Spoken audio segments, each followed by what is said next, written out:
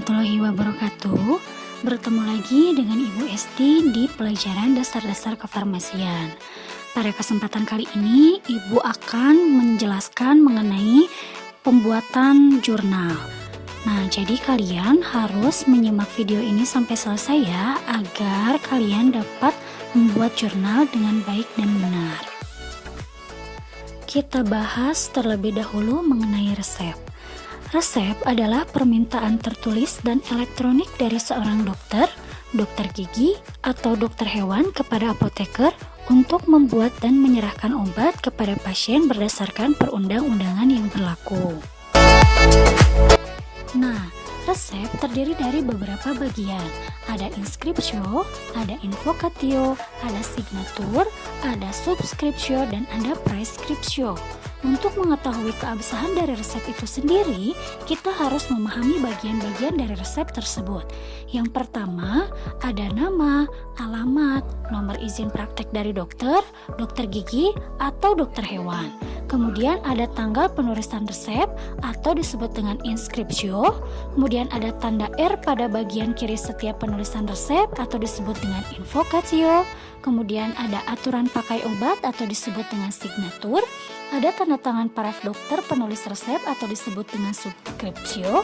Ada nama pasien atau disebut dengan pro.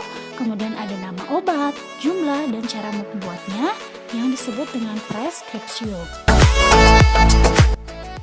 Nah, ini merupakan contoh dari resep beserta bagian-bagiannya. Kalian bisa lihat ya perbedaannya dari contoh resep tersebut.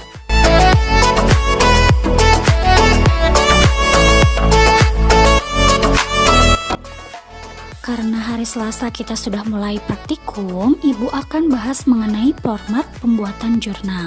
Jadi, jurnal ini harus dibuat sebelum kalian melakukan praktikum.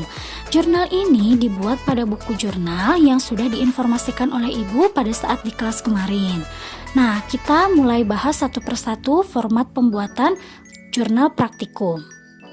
Sebelum menulis bagian-bagian dari format jurnal, kalian jangan lupa untuk menulis resep sesuai yang ditugaskan ya. Baru kita langsung ke bagian format pembuatan jurnal. Yang pertama, ada kelengkapan resep. Kelengkapan resep berisi nomor resep, tanggal resep, nama pasien, umur pasien, alamat pasien, paraf dokter. Jadi, kalian telaah terlebih dahulu resep yang akan dikerjakan. Apakah sudah ada poin-poin tersebut? Jika tidak ada, berarti kalian tanyakan ke pengawas dengan menulis di bagian bawah poin kelengkapan resep. Misal, tidak ada alamat pasien, maka kalian tulis alamat pasien dengan tanda tanya. Yang kedua yaitu usul.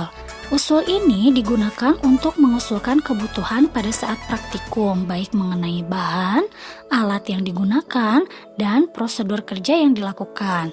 Contoh usul ini adalah oleum yang digunakan yaitu oleum menta piperita. Akan tetapi usul ini dilihat berdasarkan resep yang akan dikerjakan. Jika tidak perlu mengusulkan sesuatu yang ada di resep, maka usul dikosongkan. Kemudian yang ketiga ada resep standar. Resep standar merupakan resep yang tercantum dalam farmakope, Fornas, ISO, dan buku-buku lain. Contoh resep standar yaitu tiap tablet mengandung paracetamol 500 mg. Ini juga sama seperti usul, disesuaikan pada resep yang akan dibuat. Jika tidak ada, maka bagian resep standar ini dikosongkan saja. Kemudian yang keempat ada obat tidak tercampurkan. Obat tidak tercampurkan ini merupakan suatu kondisi di mana terjadinya reaksi antara suatu bahan obat dengan obat lainnya secara fisika, kimia, atau secara farmakologis yang menyebabkan perubahan sifat obat secara keseluruhan. Contoh, keluarnya air kristal sehingga campuran serbuk menjadi basah, yaitu dari interaksi magnesium sulfat dan natrium bikarbonat. Bagian ini memang jarang terdapat pada resep ya, jadi bagian ini dikosongkan saja. Kemudian poin yang kelima adalah perhitungan dosis. Perhitungan dosis ini dihitung dimulai dari dosis berdasarkan umur, dosis terapi, dan presentasi dosis. Nah, presentasi dosis jangan lupa kalian beri keterangan apakah dosisnya overdosis atau tidak overdosis. Jika tidak overdosis, maka resep bisa dilanjutkan sampai ke penimbangan bahan. Akan tetapi jika overdosis, maka kalian harus diusulkan ke pengawas bahwa resep tersebut adalah overdosis. Dosis dihitung sesuai dengan permintaan resep. Jika tidak ada dosis maksimum pada zat tersebut, maka zat tersebut dosisnya tidak perlu dihitung. Yang dihitung cukup zat yang memiliki DM atau dosis maksimum. Kemudian poin 6 yaitu perhitungan bahan. Perhitungan bahan dihitung sesuai dengan resep yang diperintahkan. Kemudian poin yang ketujuh ada penimbangan bahan. Penimbangan bahan dilakukan sesuai dengan permintaan yang sudah dihitung pada proses perhitungan bahan. Jadi, ketika kalian akan menimbang bahan, lihatlah di bagian ini untuk memudahkan kalian dalam membaca. Kemudian, poin yang ke-8 ada prosedur kerja. Prosedur kerja ini merupakan langkah yang akan kalian lakukan pada saat kalian akan membuat obat. Ini disesuaikan dengan resep karena perlakuan pembuatan bentuk sediaan yang berbeda, maka berbeda pula prosedur kerjanya. Ini merupakan contoh prosedur kerja dari serbuk bagi. Yang pertama, kita menyiapkan alat dan bahan, kemudian menimbang bahan obat, kemudian lapisi mortir dengan sedikit SL, kemudian masukkan zat. Zatnya disesuaikan dengan resep ya. Zat yang dimasukkan terlebih dahulu adalah zat yang memiliki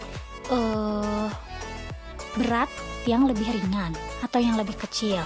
Kemudian gerus hingga halus. Kemudian tambahkan zat selanjutnya, gerus hingga homogen. Kemudian bagi menjadi 2 bagian jika jumlahnya genap. Tapi kalau misalnya jumlahnya ganjil, berarti kita tidak usah dibagi menjadi 2 bagian ya.